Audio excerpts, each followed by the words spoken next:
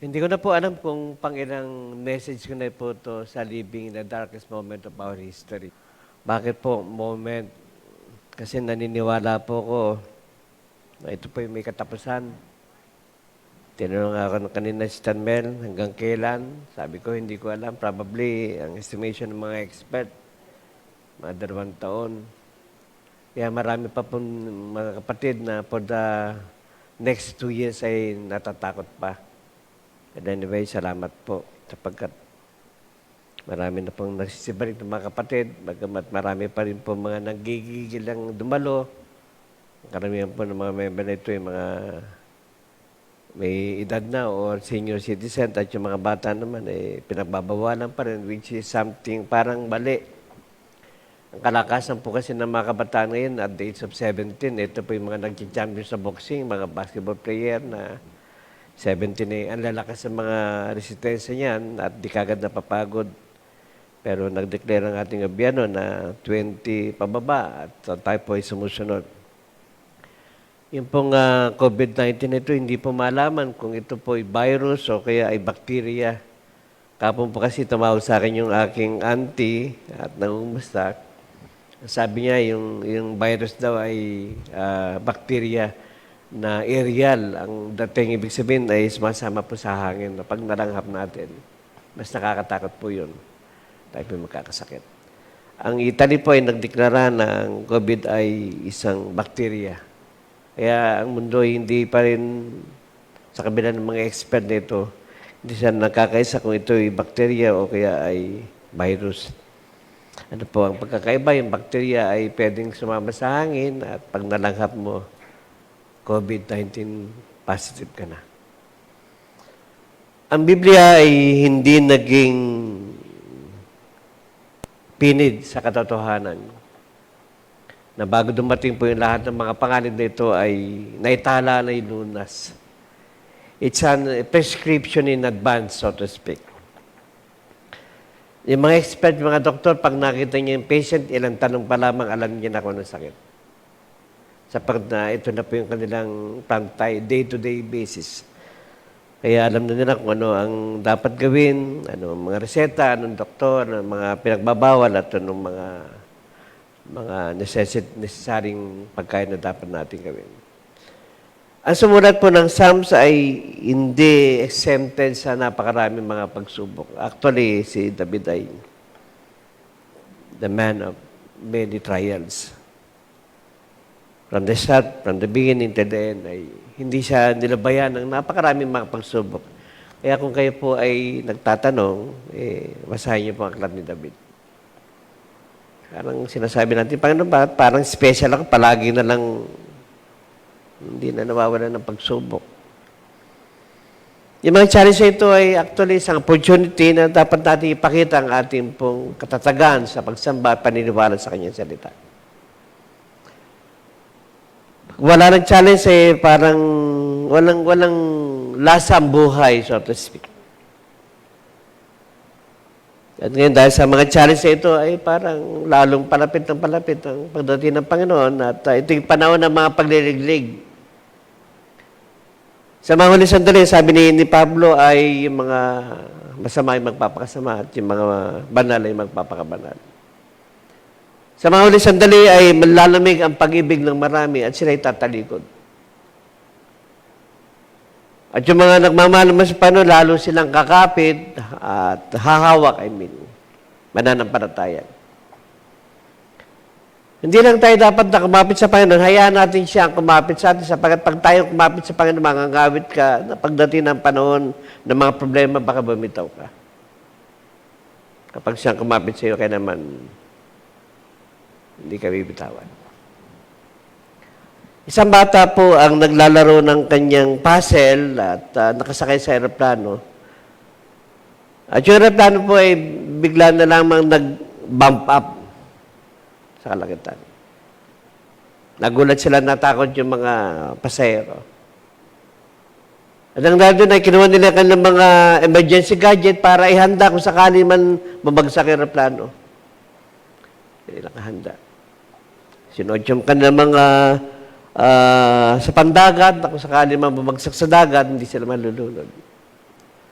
At habang isang pari ang matama nagmamasid sa isang bata na naglalaro, na parang yung bata ay hindi kailanman bagabag sa kabila pa ng panganib. At tinanong siya, "Are you not afraid that this plane will crash down?" Sabi ng bata ay, "Never in my life." At nung tinanong yung bata, ano ang dahilan? Bakit hindi ka natakot samantalang lahat ay nagpanik na?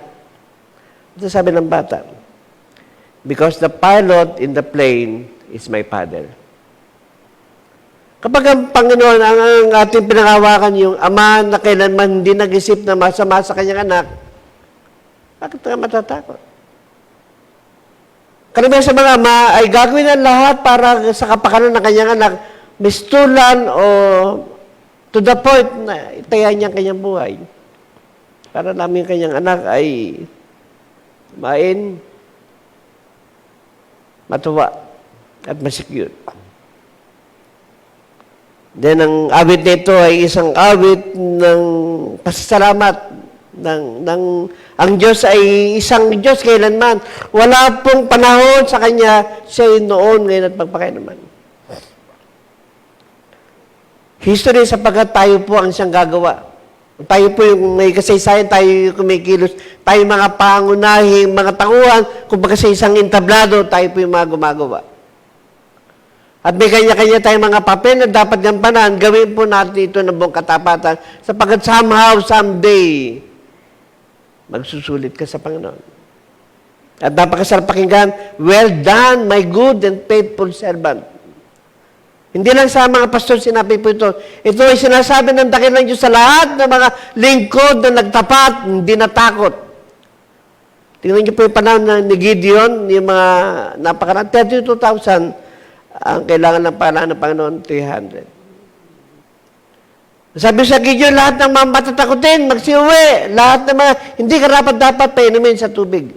At ang parang asong binom, pauwiin.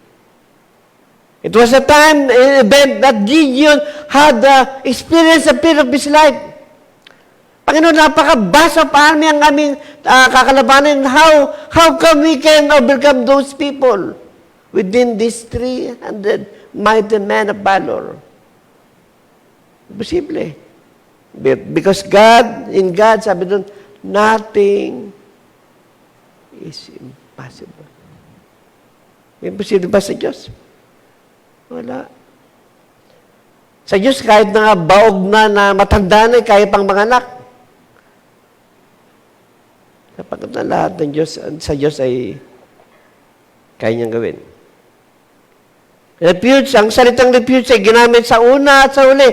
Yung salitang refuge ay isang kanlungan, a place of safetyness and calmness, a shelter from pursuit of danger or trouble. Sa Israel, meron tinatawag mga refuge place. Pag tumakbo doon, kahit na ikaw ay magnanakaw, basta man tao ka, ikaw ay safety sapagkat hindi ito pinapasok. Noong panahon ng mga nilaas yung salongga, may mga refuge sa tondo na kapag pumasok doon yung siga, hindi na kailangan papasukin ng mga polis sapagkat manganganib ang kanilang mga buhay. Pangalawa, sinabi dito ay strength, the capacity to stand or a pressure na ano man yung bigat ng iyong dinadala, kaya mong buhatin. Pangatlong salita, yung salitang help. A global problem na kailangan talagang help. What really strike me in this passage ay yung salitang ever-present help in times of trouble. Ang galing. Yung turo ng Panginoon, always available. The availability of help in times of trouble. Una, binigyan ka ng refuge. Pangalawa, binigyan ka ng strength, binigyan ka ng shelter, at binigyan ka ng help. Para naman yung lahat ng takot mo ay ilalagak mo doon at kailanman wag nang kunin. God gave an assurance that whatever happened in this present world, where we live, in our generation, in our history, He assures us that somehow He's very present, He's always there to support you, to strengthen you, to help you. Mundo ngayon, hindi alam kung saan manggagaling ang tulong. Lahat kasi kailangan ng tulong. It is a global problem of this present world that they need a global help from whatever source it may be. Ang sekreto, a help from the expert. Ito nang iba kundi ang Panginoon. Gano'n ba siya kagaling? Yung Diyos natin pinaglilingkuran, yung ating pinagtitiwalaan, ay kaya niyang kontrolin yung lahat ng mga planeta na hindi magkakabanggaan. Kaya kontrolin yung init ng araw na hindi madadagdagan ng sobrang panginit sapagkat konting init pa yung dagdag mo, lahat po tayo masusunog. Konting lamig naman ang may dagdag, marami naman ang mag-ielo. It's a perfect place that there was an expert that knows everything who controls this present world. And because of that, pwede ka matulog sa gabi ng alam mong bukas, gigising ka pa.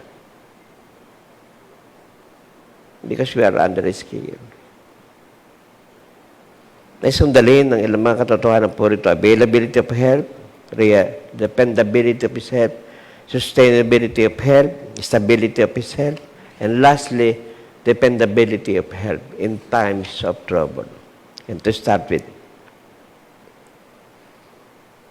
number 1 is availability, number 2, dependability of help. Sabi niya sa mga sumunod, sabi niya, the mountain fall, the water surge, the earthquake may come. We can depend on the help of God. Tayo mga Pilipino, napakarami na natin pinagdaanan eh. Ang mga Pilipino ay isa sa mga the most probably resilient people in this planet Earth. Ibig sabihin na kahit na gaano makalaki yung pinagdadaanan, napakabilis niya mag-adjust. Ang dali niya mag-move on. Manood po kayo ng balita. Tingnan niyo po yung mga nasunugan, pag natapad ng camera, gumakaway pa. Na parang walang nangyari.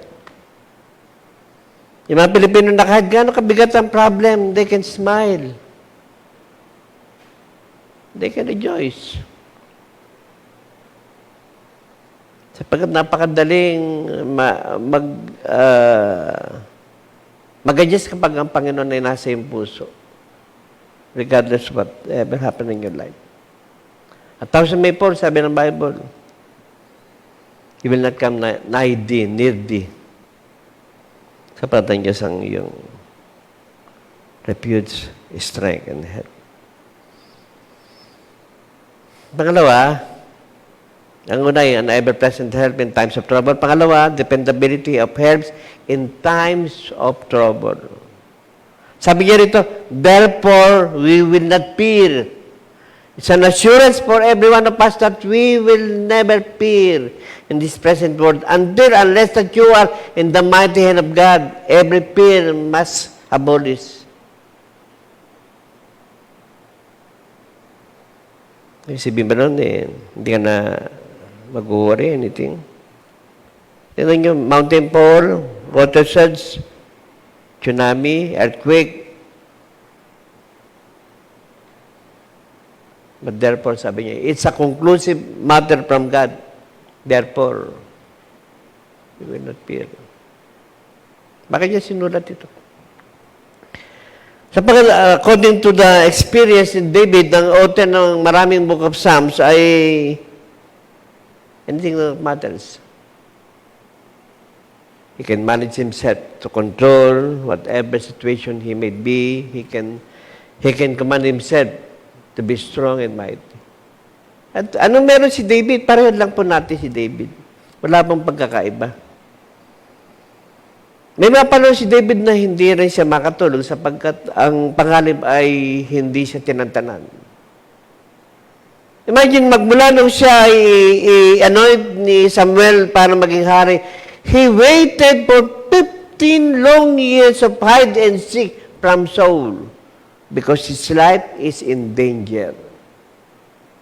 Nang dahil po isang awit ng mga WM, sabi doon si Saul ay pumapatay ng libo-libo, ngunit si David ay pumapatay ng 10,000. Yung mga salitang ito, nagtulak kay Saul upang magkaroon ng insecurity sapagkat alam niya na ang papalit sa kanya, buhay na.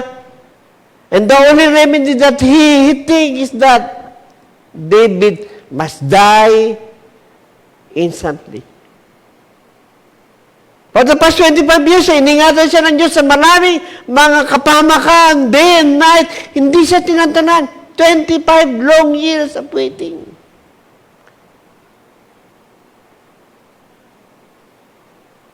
Dahil po sa paghintay na ito, David wrote an 8 songs regarding the danger of his life.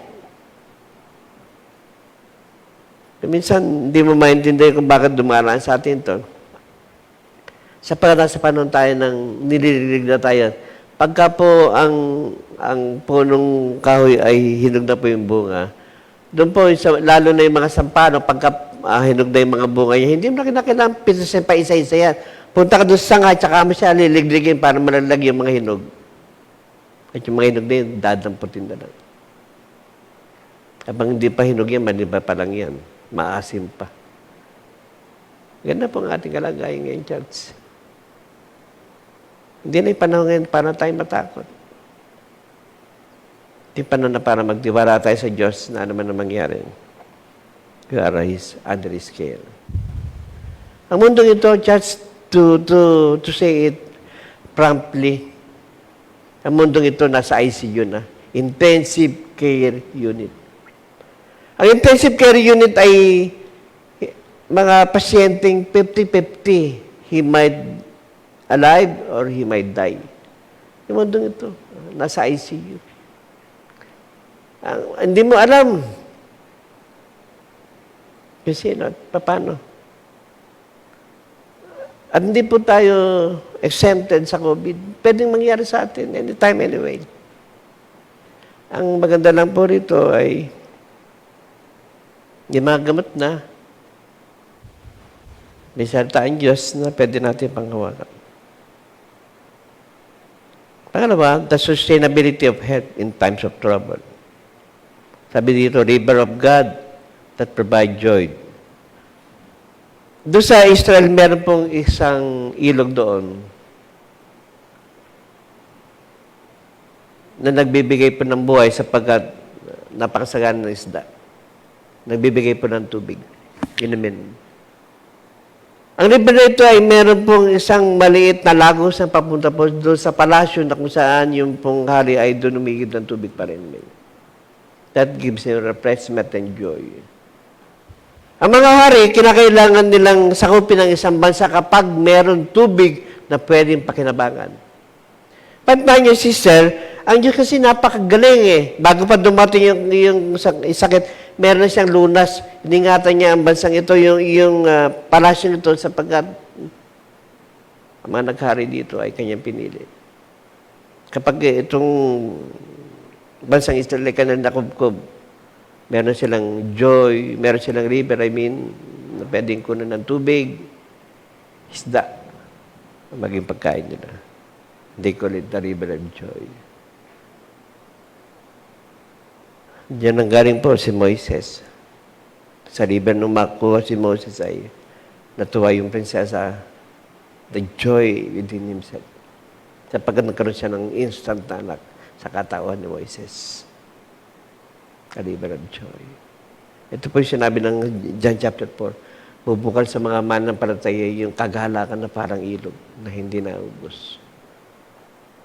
The joy. Naman, laki ng problema ng mundong ito. Enjoy. Yung message ko po na Sunday. Kagalakan na hindi pwedeng nakawin. Huwag niyo pong ipagkakaloob. Regardless of our failure of our dreams, regardless of our future fear, never niyo pong i-give up yung joy na binigay sa atin ng Panginoon. Sapagkat tayo lang pong pinagkalooban ng ganitong uli ng joy. Mabuhay ka para kay Kristo, mamatay, graduation, pakinabang. 1 Corinthians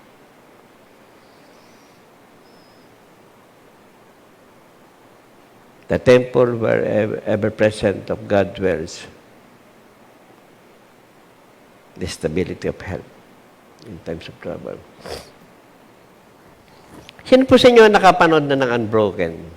Unbroken.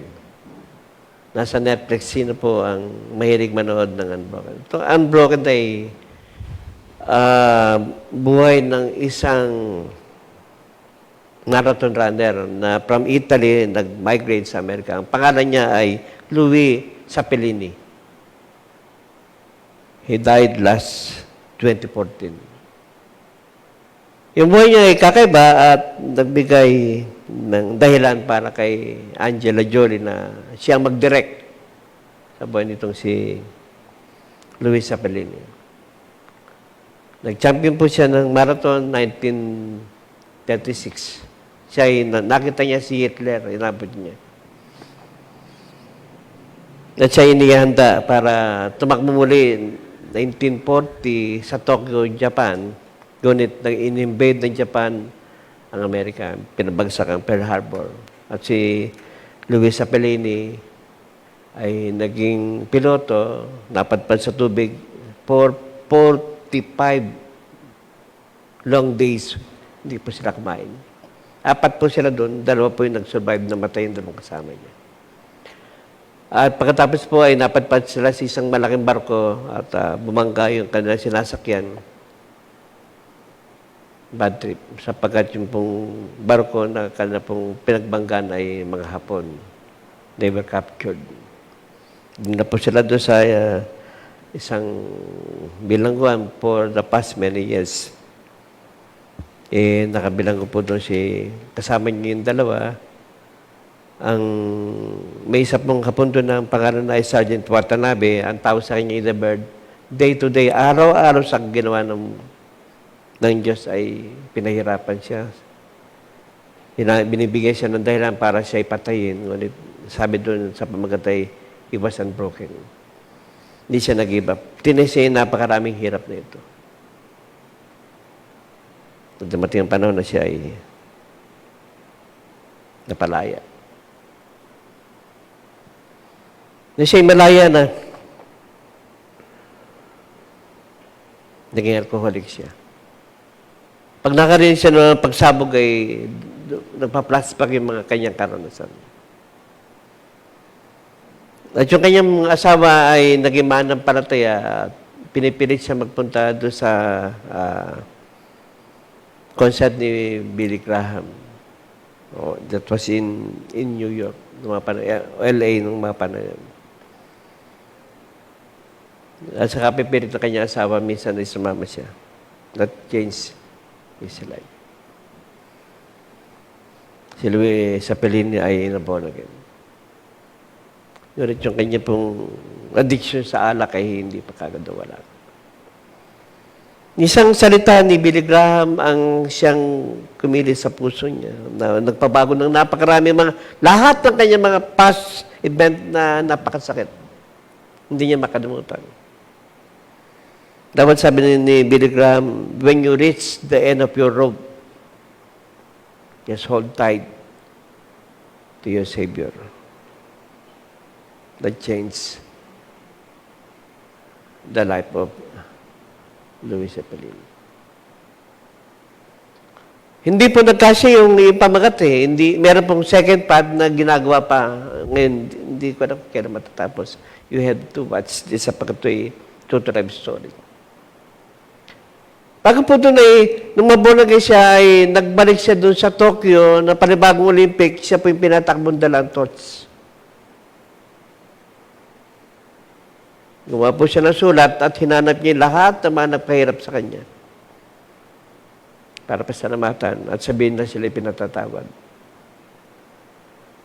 And most of all, yung kanyang special friend na si The Bird, si Sergeant Watanabe, hinanap niya.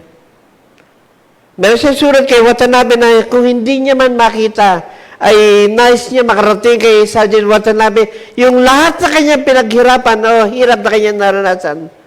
He forgive him because of the grace of God. Sergeant Watanabe, nang dahil po sa napaka-lupit na kanyang ginawa dito sa tao ito na napaka-special para sa kanya for whatever reason sapagkat siya ay isang athlete. Cannot sustain. Sergeant Watanabe, napakamatay po. Dahil siguro sa konsensya. Ang ginawa niya kay Luis Apellini. At doon sa surat din nakalagay doon, Sergeant Watanabe, sana sabi niya doon ay yung naranasan ko ay maranasan mo rin na punta ko dito para ikaw ay patawarin at sabihin sa inyo na mahal ka ng Panginoon. Na may panahon pa para ikaw ay magsisi at makaligtas. Bagong yung buhay. In spite ng lahat ng mga hirap na naranasan siya sa tao ito, kaya niyang patawarin ng dahil sa biyaya ng Panginoon. The sustainability of health, church. Sa ating buhay mananampalataya, maraming beses na tayong nagliba, maraming beses tayong hindi nanalangin, maraming beses tayong nagkulang, so to speak. And yet, God is very gracious. Pwede bang ipalabas natin yung, meron po kayo inihandang maliit na sana ay naiayos.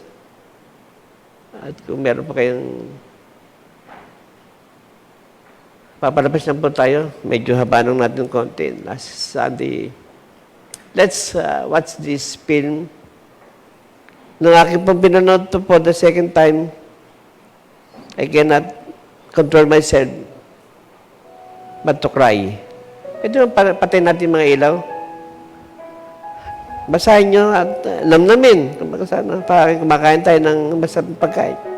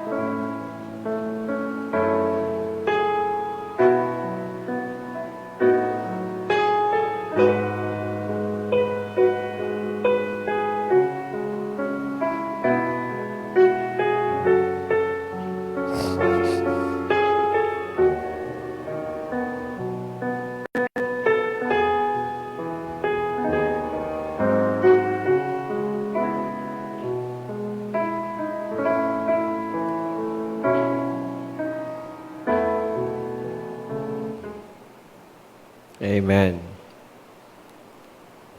Turn on the light. Thank you po. Ganun po kapanganib ang buhay ngayon.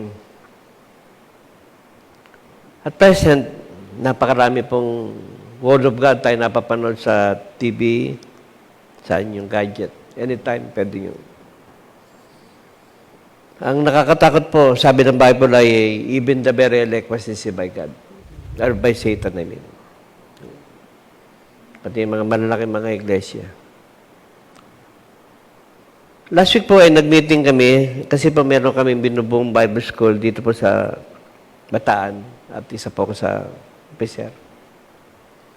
Meron pa kaming kausap from America, sa Pennsylvania at may church sila sa Las Vegas. Ang pangalan niya po ay Pastor ano na pangalan? Benji Biartima. Graduate na Antioch. Dati po siyang isang US Navy. At siya ngayon ay nagpapastor sa isang maliit na iglesia sa Pennsylvania. Napag-usapan namin ng yung panganib po ng dala ng mga tele-evangelist na lalaki ng ministry. Kung gagaling magsalita. To name some of them ay sila Joel Austin, sila Joyce Meyer, Benny Hinn, si Clifton Dallard. Itong mga tao ito ay may mga ministry na pinangahawakan ng malalaking mga iglesia, mga 1,000 na mga member. Ang follower ay 1,000, 100,000. Sapagkat sila ay available, may pera sila. Sabi ni Pastor Benji sa amin, 4 po kami nagmi-meeting. Pastor, ito mga tele-evangelist na ito na napakalakan ng mga ministry, katulad ni Clifton Dallard, 2 ang Rolls-Royce, tigisa sila na kanyang asawa. Si Kenneth Copeland may sariling airport. Si Joel Austin ay 3 napakalaking mga mansion na kanyang inalagaan na mayroong 2 jet. Itong mga taong to, sabi niya ay ilan lang po doon at marami sa mga binanggit. Alam niya eh.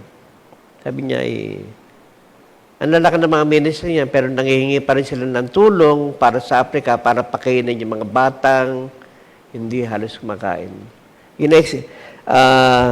In-exploit nila yung kahirapan ng Africa para makalikom ng pera. Ano pa paano? Saan dadali? Nang wala accountability. Sama na dyan si Kibuloy.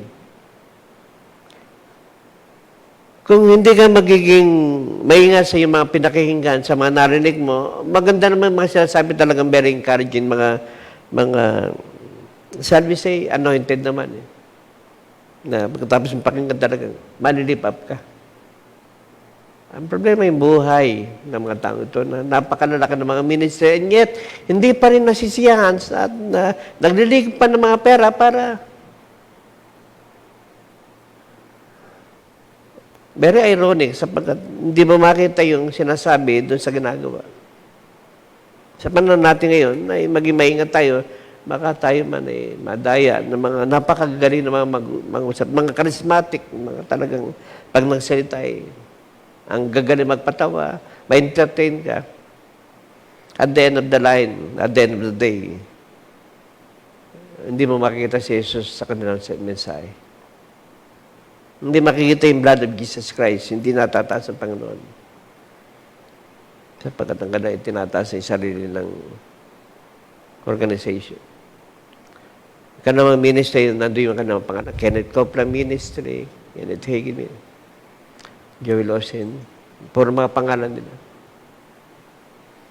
At paano tayo magtitiwala sa mga tao ito na samantalang nag-enjoy sa napakarami. Hindi naman masama ang pagpalain eh. Kami po, personally, bless kami ng Panginoon. Bless kami probably because nagtanim kami. Yung panahon ng panahon na kami kinakailangan magbigay. Sa ministry po dito, marami po naloko sa amin. Nangutang tapos diyan nagpakita. Marami po ang nanghiram, nakinabang pagkatapos na wala na. Marami tayong natulungan pagkatapos na wala. Recently lang, lahat po tayo halos dito nabigyan ng 10 kilong bigas. Example lang po ito, itlog at iba pa. Hindi po namin responsibilidad yan, pero ginagawa po ng iglesia ito sapagkat mahal po namin kayo. Mahal po natin ng iglesia, mahal natin ng gawain. Pwede namin ibenta yung mga yun pero hindi namin ginagawa kasi yan ay para sa inyo, para at least makatulong kahit kaunti. Na ang kalwalatian na hindi mapupunta sa amin kundi sa Diyos. Yung mga nag-sponsor noon, hindi man natin sinasabi mga pangalan, pero kilala sila ng Panginoon. At yung mga Yung mga tao na tulungan natin, sa kabila ng magandang bagay na kanilang tinanggap, nagsalita pa ng laban sa akin. Meron pa nga nag-prophesy pa eh. Imbis na humingi na ng tawad, nag-prophesy pa. Salamat sa pagkat hindi nangyari kanyang prophecy. Lalo kami pinagparan ng Panginoon. Sabi nga ng Biblia, ang sino man makatagal hanggang wakas, siyang maliligtas. The water to drink, the temple where the ever-presence of God dwells, at pangatlo ay the Savior that never fails. Ang-apat na puntong nais kong sabihin ay the stability of help in times of trouble. Sabi ng verse 8, see what the Lord has done. Pinapaparangalan ng sumura dito sa amin, tignan mo ako anong ginawa ng Diyos. Let us examine the past, those victory that we experienced from the past. It's good enough for us to trust Him. See what the Lord has done. Sapat maraming mga manampalataya, ang daling makalimot ng mga ginawa ng Diyos. Sapagat nakita natin, minamagnify natin yung ating mga pangailangan at yung ating kalagayan in spite or instead na yung ginawa ng Diyos sa ating buhay from the past. See what the Lord has done. Sabi niya rito, nation roll, kingdom fall, desolation of our enemy, destroy the power of the enemy. And yet, sabi niya, see what the Lord has done. And those event, church, ang daming nakakalimot.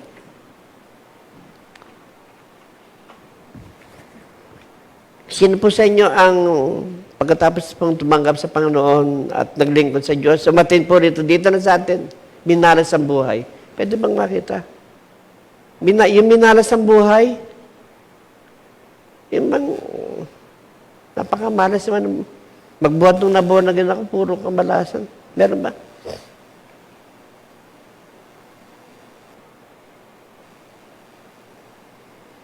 Gala. Di ba binagong buhay niyo? Di ba pinagpala kayo? Di ba inayos ng Diyos yung buhay niyo? Di ba parang noon parang walang kwenta yung buhay niyo. Pwede na mamatay kayo noon eh. Pero nagkaroon ng dahilan nung kayo nabunagay. Meron kayong sasabihin, meron kayong istorya, meron kasaysayan, meron kayong something good that you can share. Sabi mo, yung ba't nabunagin ako, ba't nung umatin ako, ba't nung napagpala ako.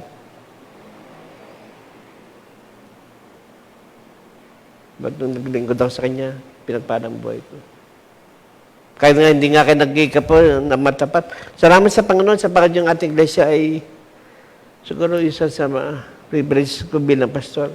Napaka-given ng chance ito. Mga leader, saludo po. Yung palagi ko sinasabi kay Sister Vicky, salamat di ako nagkamali na natukso na maglingkod sa Marulas. Otherwise, kawawa po. Sabihin ko na po sa inyo yung katotohanan. Naglingkod po ako sa Marulas ng 7 years. Within those span of time, nagkaroon po ng napakalaking problemang church namin. Yung aming mga leader ay nag-meeting sila at hiwalay sila. Walang isang mga leader na matitira maliban sa aming pastor. Pagkatapos ng kanilang meeting, hindi po kasama doon, ay pinatawag po nila ako at nag-meeting kami. At sabi na, Pastor, hihiwalay na kami sa Marulas Christian Center, yung aming church sa pinagbulan. At sabi niya, kayo ang aming gawing pastor. Shock po ako. Hindi po ako nakasagot.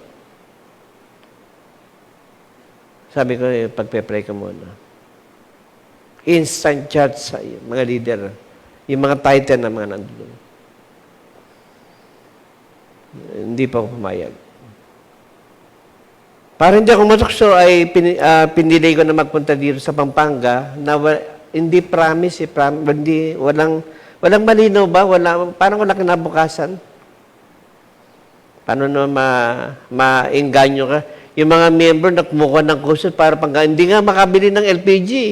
At kami ng ganun din. Kumuha kami ng kusot para panggatong. Lalagyan mo ng bote, pagkatapos sisiksikin mo. Ganun po kami nun. Nung magpunta po ako ng Pampanga, ang mga sakyan ng mga kapatiran dito, ano tawag dito? Three-wheeler, wala pang may kotse nun. Walang mayaman. Kahit isa, wala. Promise, spexman. Mamatay man sila. Wala talaga. Walang liwanag ba? Walang kinabukasan. Barren. Mga kapatid na siguro, tatapos San Miguel. Pero yung tithes, hindi pa rin eh. Pero pinili ko ito kagad-agad sapagkat baka matukso ko na tanggapin yung offer, instant. Pero just, umalis din sila. Wala pong leader na natira sa Marlas. Sapagkat buo na yung pasyon nila. Napakasimpleng problema. Yung pasyon namin doon ay may 3 chance na hinahawakan. Nagtuturo po sa Bible School. Siya po ay administrator pa ng Bible School. Naging teacher ko pa siya. Nakumuha ako ng bachelor. Sa panahon pa ng paglingkod sa kanya, hindi ko po naramdaman yung pagmamahal niya. For the past many years, ang allowance ko po doon ay 650 pesos. Papasok pa ako na Antioch. Mamasay pa po ako ma-Antioch. Tapos uwi po ako. That time, yung pera niya siguro napakalaki na. Kasya naman. Kaysa doon sa talagang walang tinatanggap. Kasi nasa Binisil na ako nun. Pero masakit, iniwan din sila ng mga leader. Nagkanya-kanya din sila ng Yung chance na pinanggalingan ko, naging kahabag-habag. Nagpalit ng marami mga pastor na pinalitan. Tumanda na parang isang pasyente na nakadextrose na from time to time may ina-injection ng dalang para mabuhay. At alam niyo po, hindi po ako naging nanakit. Kasama po sa aming prayer, Mr. Biggie. I-restore na Panginoon. Kung yung aming pasyon naging matalino, ang Marlas na isang pinakamalaking chance sa Valenzuela. Sapagkat nagdala po ako ng 11 na mga kabataan na dinala ko sa Antioch para maging worker, and yet it was paid. Nagpunta sa Amerika yung aming pastor, naging mayaman na siya. Hindi pa ako nagsisinungaling. Ang mga kapatid ko, alam nila yung story nun. Because a right choice. Walang promise. And yet, tayo po ngayon ay nag-enjoy. Naka-aircon tayo sila, hindi pa nga eh. 3 na isakyan natin sila, wala. At hindi po ako nagko-compare, hindi po ako judgmental, hindi ako nagmamalaki. Lahat po yan dahil sa Panginoon. And last say that dependability of help in times of trouble. Sabi dito, be still and know that I am God. Yung salitang be still. Ganito po yun. Ibang masyadong abalang napakaraming tao kung ano-ano yung mga ginagawa nung sinabi, be still! Ibig sabihin nung minto ka muna at makinig. And know that I am God. Sa kabila ng mga kabalahan, kung ano man yung ating mga pinagagawa, mga nasa selling kayo, online selling, lahat napuntahan nyo na, nag-post na kayo lahat. May mga panahon naman, paglinggo naman, teka muna, be still naman. Pagod ka ng Sabado, payat na payat ka, pagod na pagod ka, be still naman, makinig ka naman, sapagkat kailangan mo ang word nito because we are in the last of the last days. Paano kung dumating ang Panginoon at datnang ka? Tulog. Mag-rapture. Naiwan ka. Ngayon yung 666, nagganap na. Pag wala kang tatak, di ka makakabili. Sabi ko kay Brother Man kanina, nung sa Dumang Tipan pa na may 666 na. Nung sinabi ng hari, ang sinumang hindi lumuhod pag narinig yung trompeta, yung banda, yung orkestra, tatapon sa pugon na 7 beses pinainit. Pagdating ng araw, ganun po ang kalagayan ng mga taong may iwan. Salamat po. Kaya kung yung mga may planong magpaiwan, tip lang po. Huwag kayo magpapatatak. Hindi kayo. Pag sino mo po maiwan, sa inyo na po itong charts. Benta niyo po lahat ng gamit, okay lang. Sino po may planong magpaiwan? Bibigyan pa natin ng 10,000 monthly. Kunin niyo kay Sister Jen. Ang laki ng privilege nyo, inyo lahat to. Gagawa po ako ng kasulatan. Hindi po, may kasulatan. Meron pong pirma doon si Sister Jen. Kukunin nyo na lang. Kasi kasama si Sister Jen, mararapture eh. Kung sakali lang, kung may plano kayo, ako wala kasi. Iwan ko ito eh.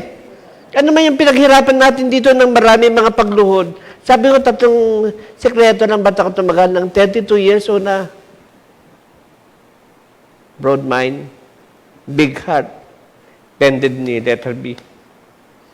Broad mind, mga kapatid na may iba't ibang mga sumpong, laruin, pag-pray. Pagka hindi mo na kaya, palayasin mo na. Kasi baka yun ang pumatay sa akin eh. Marami na po akong pinalayas dito, church. Totoo lang. Pagka hindi talaga mag-match eh, lahat ginawa mo na. Sister, pwede ba sa his life na kayo matin? Totoo po ito, hindi po ako nagbibiro.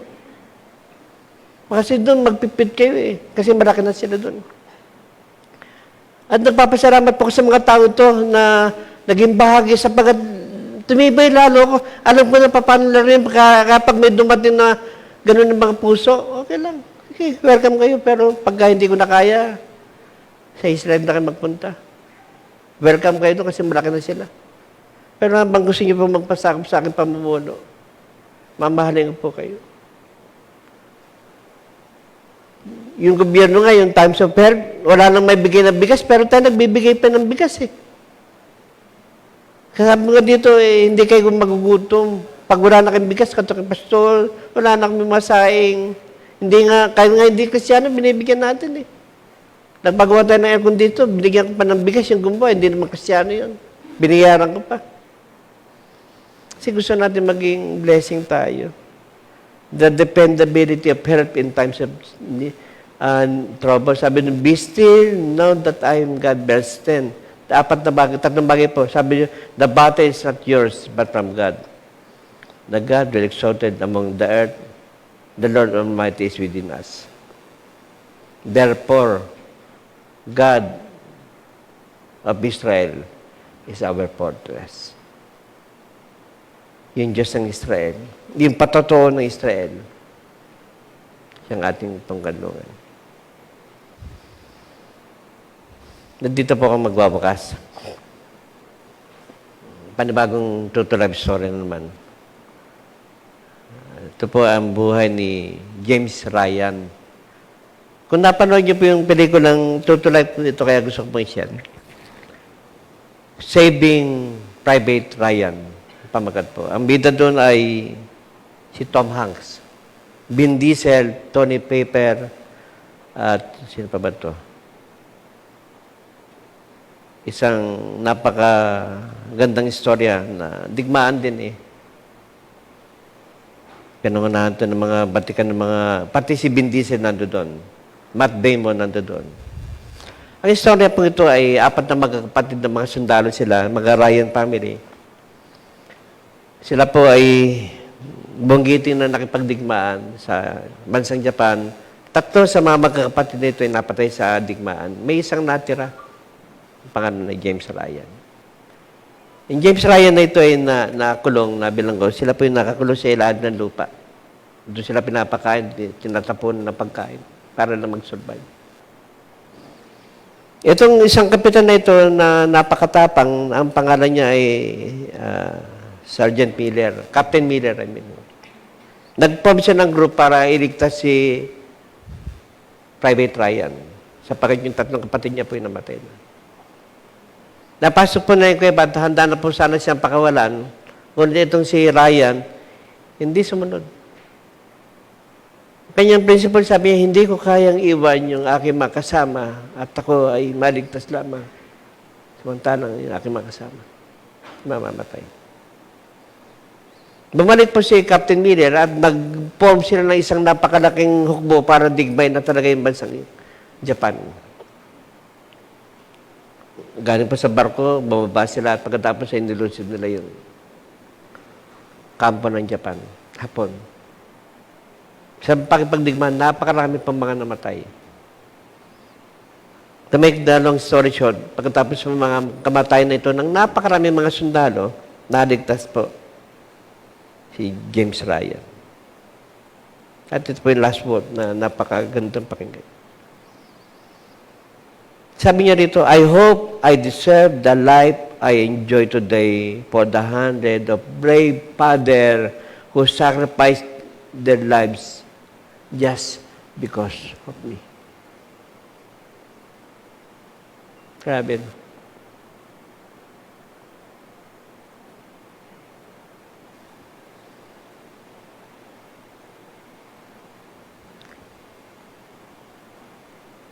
Alam niyo kung gano'ng kalaki yung buhay natin? Ito na ito si Private Ryan. Yung nagligtas, hindi po yung hukbo eh. Ang nagligtas, Panginoon. Sabi nga doon eh, kahit na lahat ng tao sa buong mundo ay makasalanan, at may isang hindi matuwid o hindi mananampalataya, bababa pa rin ng Panginoon nang dahil sa isang yun para iligtas. Ganon katindi. Isipin niyo yung tiyaga ng Panginoon sa haba ng inyong panahon na nagpakipot kayo para lang ma-save. Ako kasi isang taon bago napakinggan yung word of God, pero hindi eh. Sabi ko, hindi, katoliko talaga ako, hindi pa pwede. Kasi nagnonobena kami eh. Kasama ko yung tatay ko lasing na nagnonobena kami, araw-araw, gabi-gabi. Pero ito, no, effect, listen to this church, ang Pope ng Rome, napahayag ng dalawang bagay na nakakatakot unang-una, sabi niya dito, hindi totoong impyerno. Pangalawang katotohanan na sinabi niya, si Satanas ay Diyos. Sa Roman Catholic yan. Kaya nga lang ang kanyang sermon ay Latin na nagsabi man nakikinig, Amen. Yung doctrine ni Satan ay lumabas na. Kaya yung 666, nakahanda na yan. Lalabas niya, mag-mobilize na yan. Kaya nga sabi ko sa inyo, yung maiiwan, inyo na to. May 3 sasakyan, kumuha kayo lisensya. Tigi-tigi sa kayo kung may 3. Inyo yung 3 sasakyan na yan. Gagawa kami ng kasulatan na sino man maiiwan, inyo na yan. Kasi hindi natin kailangan, sabi nga ng pinanood natin, napakaikli ng buhay. 64 na ako, kung mabubuhay ako 74, 84. Pero sabi ko, Lord, kahit na 77, okay na ako. God's number. Pwede na ako. Kaya na, natatakot ako mamatay. Kasi kailangan nyo pa ako. Kailangan pa ako ni Sir Vicky.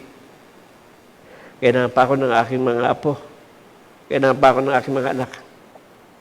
At kailangan nyo pa ako. The same as kailangan ko rin po kayo. Na nagbaback up sa akin sa panalangin. Sapagkat at the end of the day, yung may hawak ng eroplano, yung piloto, si Kristo. Sakay na. Saan pa kayo pupunta? Pag di kayo sumakay, may iwan kayo. Namatay nga siya para sa lahat. Sabi nga ng Bible eh, nung mamatay ang Panginoon, yung Diyos naman tumalikod sapagkat di niya kayang makita. Diyos na siya, hindi niya pa kaya makita yung kanyang bugtong na anak na namatay, alang-alang sa tao lang yun. Pwede naman niya padala mga angel eh. Pero tao, yung kanyang bugtong na anak, ang kanyang pinadala. Ganun kahalaga yung buhay natin, yung buhay mo. Tapos tamad ka pang dumalo dahil antok na antok ka. Takot kang dumalo kasi baka magkaroon ka ng COVID. Pagdating mo sa harapan ng Panginoon, ano sabihin ng Panginoon sa'yo? Well done, my good and fearful child. You have decided right. Welcome.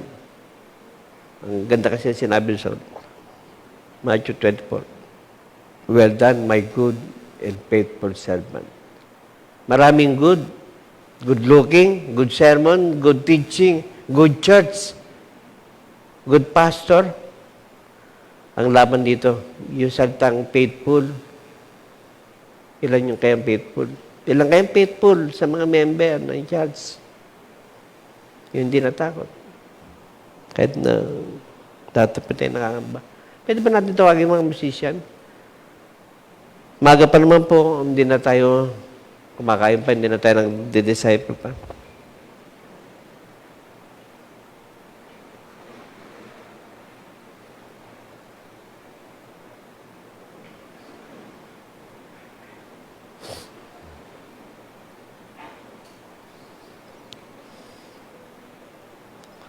Yung Saving Private Ryan, kumuha po ito ng 5 major award. Sa 11 major award na binigay, 5 po doon nakuha niya.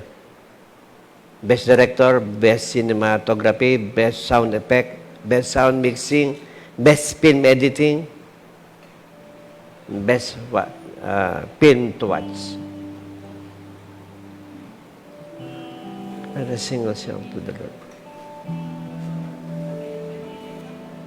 Pinupuri ka namin, Panginoon. Pinasasalamatan ka namin. You are the best thing that ever happened to us, Lord. Your ever-present help, Lord, in times of needs. Salamat, Panginoon, sa mga pangusap, sa mga salita. Sa mga major words, Lord, na nakita ng iyong mga lingkod.